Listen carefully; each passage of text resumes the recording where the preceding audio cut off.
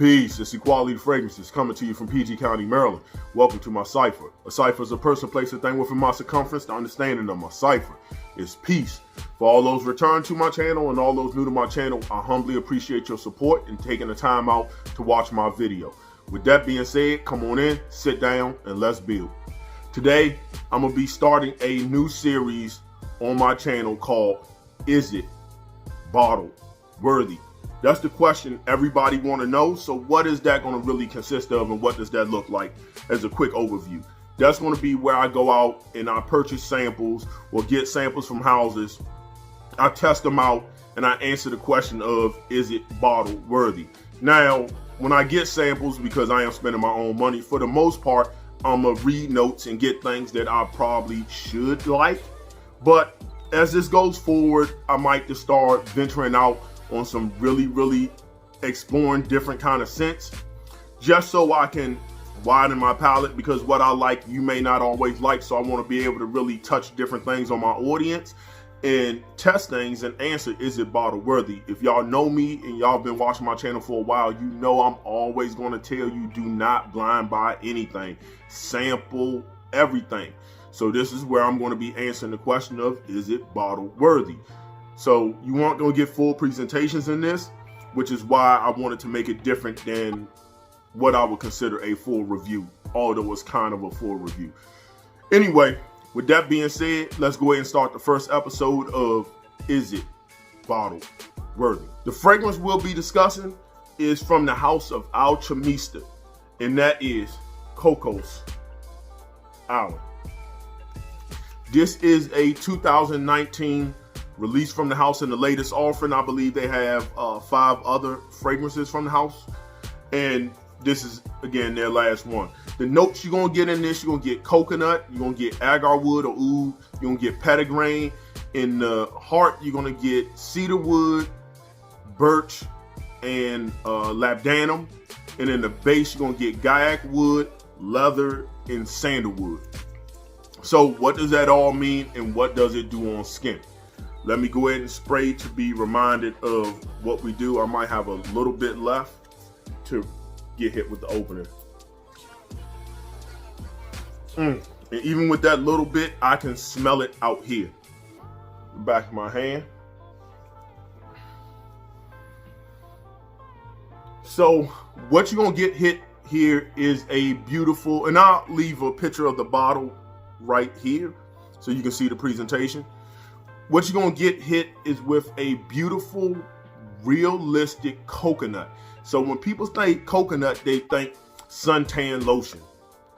Not with this. Think of the same kind of coconut that's used in Fan Your Flames, if anybody has smelled that coconut. But these two fragrances smell nothing alike. So you're going to get hit with a very realistic, sweet, but not processed sweet, more naturally sweet coconut that's going to be laid upon some smoky woods, which I believe comes from the gaiac wood and the oud, and that's going to come up strong, and it's going to be really smoky. And you're also going to get hit with leather right off the bat, which is almost animalic. Not overly, but it's a little harsher than animalic, and that comes from the birch and the leather accord that's in the base. And you're gonna get this ambery nuance to it that comes from the labdanum and also leathery. So you get hit with a sweet amber-like coconut laid upon some smoky wearable woods and almost an animalic tinged leather.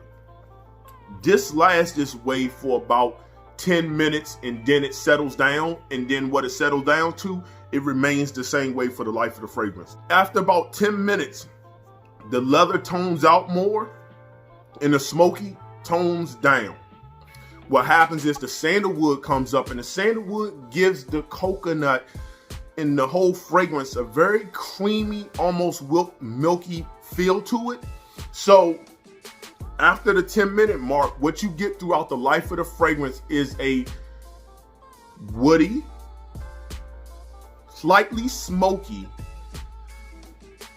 leather, amber nuance, and coconut stays without the life of the fragrance. A very smooth scent. Now, I did name a fragrance Fan Your Flames. These smell nothing alike. But when testing them side by side, in all actuality, I like this fragrance more than I like Fan Your Flames.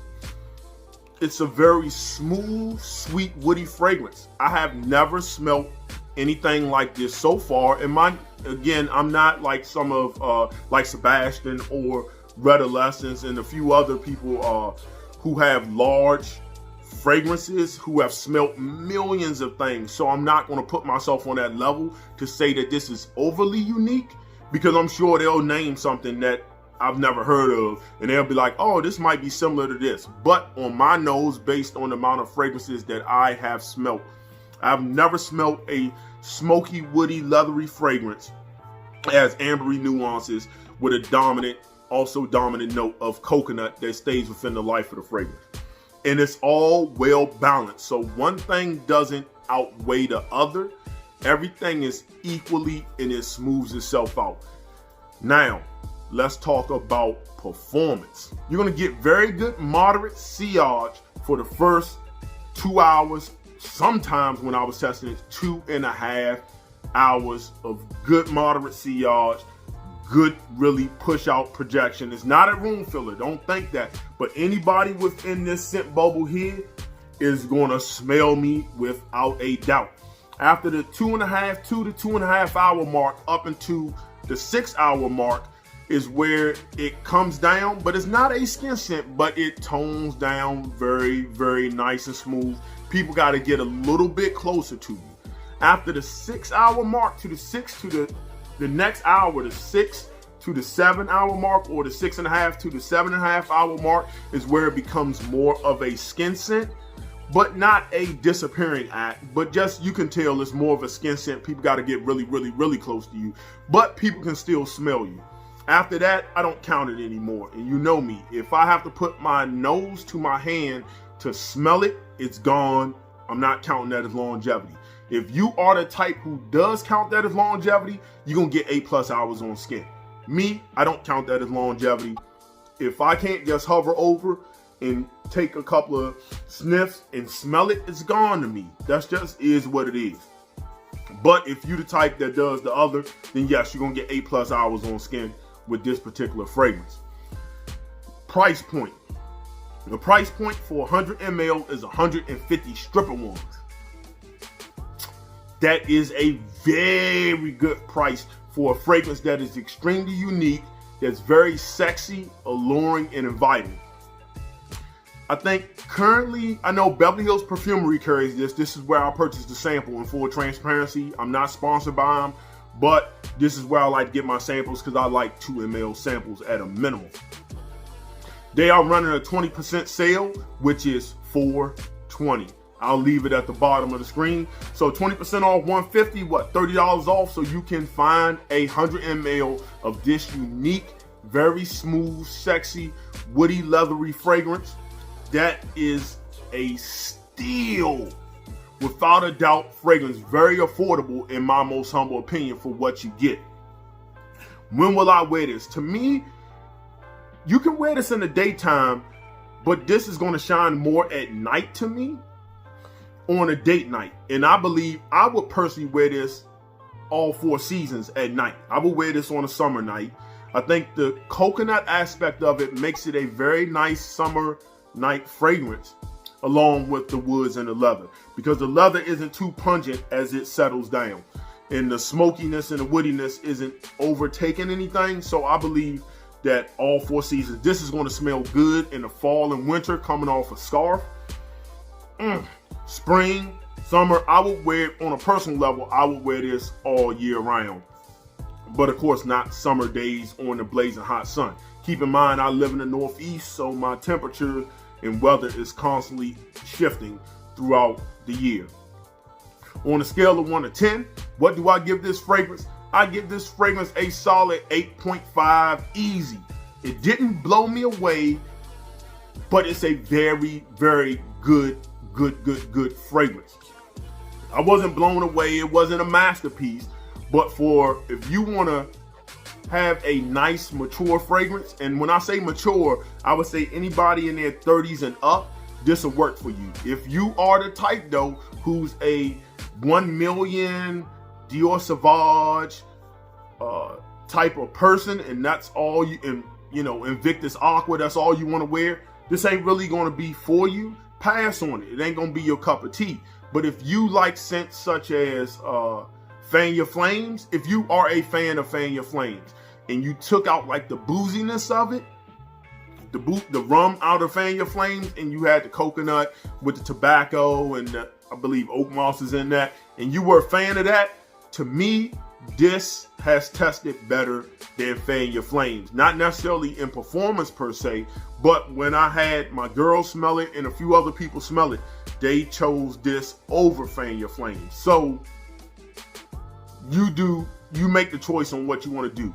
So at a minimum, it's definitely worth a sample, worth looking into. Is it bottle worthy? Yes. To me, it's definitely bottle worthy. So with that being said, that is my first episode of Is This Bottle Worthy? If this was a little choppy, wasn't as smooth, I apologize. I'll try to improve on what I want to do with this series or how I view this series going forward. But don't forget to like, comment, subscribe. Please leave your constructive criticism down below.